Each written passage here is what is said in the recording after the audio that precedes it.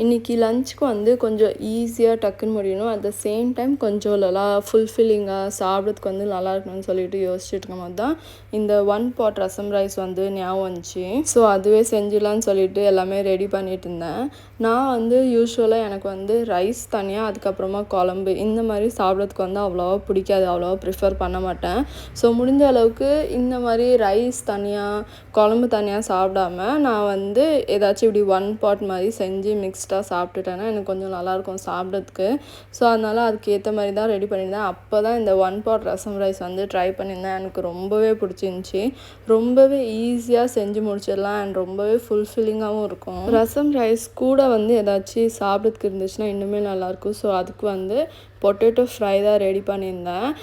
யூஸ்வலாக நம்ம வந்து ரசம் ரைஸ் கூட வந்து அப்பளம் கூட வச்சு சாப்பிடலாம். பட் எனக்கு வந்து அப்பளம் நான் ப்ரிஃபர் பண்ண மாட்டேன்.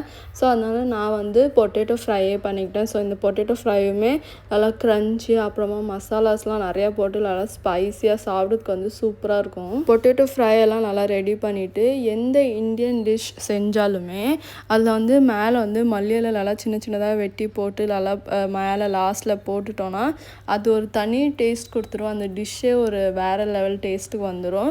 ஸோ அதனால் எப்பயுமே எந்த இந்தியன் டிஷ் செஞ்சாலுமே அதில் நான் வந்து நல்லா மல்லி இலை வந்து நிறையா சின்ன சின்னதாக வெட்டி போட்டுருவேன். ஸோ சாப்பாடும் எல்லாம் ரெடி பண்ணி எல்லாமே குண்டுக்கு லஞ்சுக்கும் பேக் பண்ணி கொடுத்துட்டேன்.